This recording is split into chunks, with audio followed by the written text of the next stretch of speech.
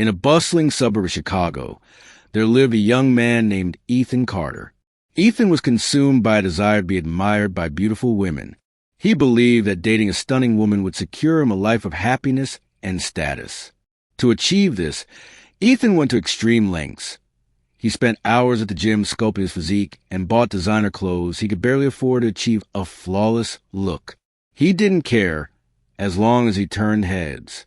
Ethan dismissed women who showed genuine interest in him, calling them too ordinary or not his type. He craved the attention of glamorous, unattainable women, the kind who made others envious. But the women he chased saw him as a fleeting thrill.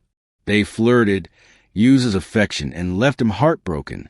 One after another, they moved on, leaving Ethan feeling used and discarded.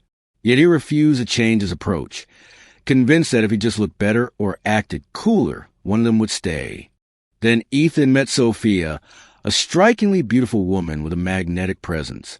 She was the epitome of everything he desired, poised, radiant, and desired by many. Ethan became obsessed. He upgraded his wardrobe, got a trendy haircut, and even bought cologne that cost half his rent. But Sophia barely noticed him.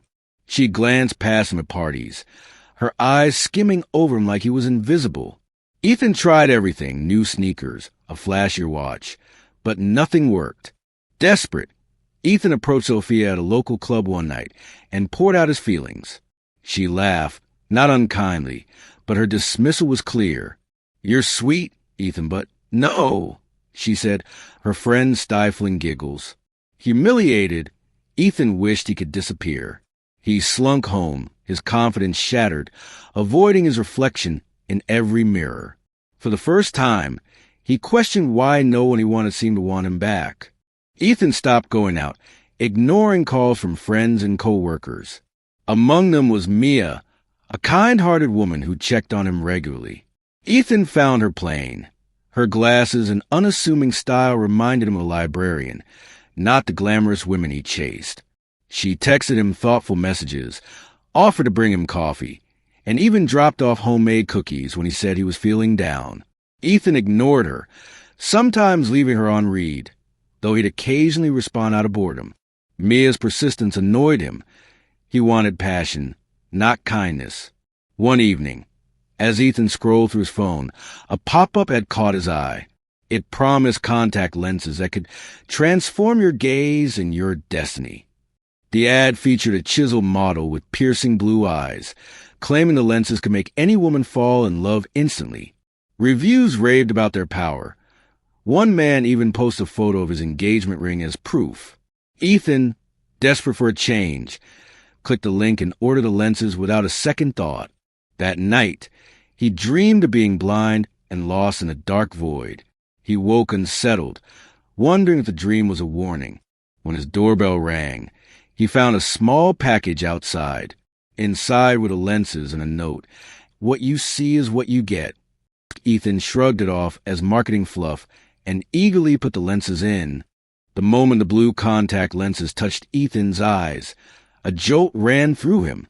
His vision blurred briefly, then sharpened to an uncanny clarity. He stared at his reflection, his eyes now a striking blue, and felt a surge of confidence. He stepped outside, and for the first time in weeks, heads turned. Women smiled at him on the street.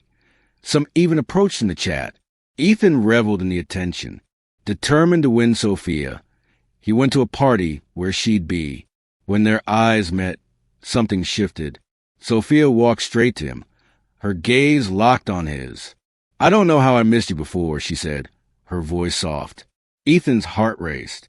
She was smitten, and soon she was by his side constantly. Within days, Sophia introduced him to her friends, and not long after, she proposed a weekend getaway. Ethan felt like he was living a dream, but the dream soon turned sour. Whenever Ethan removed the lenses, he noticed faint wrinkles around his eyes, as if he were aging overnight. At first, he chalked it up to stress, but the lines deepened each time. Terrified of losing his youth, he was only 25. He kept the lenses in. His face stayed flawless. But a new problem emerged. He couldn't sleep. His eyes refused to close. burning with exhaustion. Sophia noticed his fatigue, asking if he was okay, but Ethan brushed her off. How could he explain that the lenses that made her love him were now controlling his life? As days passed, Ethan's obsession with Sophia faded. Her constant attention felt suffocating. He snapped at her, irritated by her presence. All he wanted was to sleep, to feel normal again. He began to resent the lenses and the lie they created. Desperate, Ethan searched for the website where he'd bought the lenses, but it was gone. No trace of the ad, the company, or the glowing reviews. His browser history was empty. His emails showed no order confirmation. He scoured forums, asking about magical contact lenses. Most users mock him, but one comment chilled him. If you're wearing them, it's already too late. The user's profile was blank, and they never responded to his messages. Sophia stopped by with flowers, but her presence grated on Ethan. Her once charming laugh now sounded shrill. "I love you," she said, but Ethan pushed her away. "You don't love me," he snapped. "You love these lenses." Sophia looked confused, then hurt, and left without a word. Ethan stormed to his bathroom, staring at his reflection. His blue eyes glowed, but they felt empty. He reached to remove the lenses, but a voice in his head warned. "Take us off and you'll fade. Keep us on and you'll stay." Ethan collapsed, clutching his head as the voice echoed. "I just want to sleep," he sobbed. With trembling hands, he removed the lenses. The wrinkles returned, deeper than before. Exhausted, he crawled into bed and fell into a deep, dreamless sleep, the first in weeks. He slept for nearly 2 days. When he woke, he stumbled to the mirror. His face was unrecognizable, wrinkled gray, like that of a man in his 60s.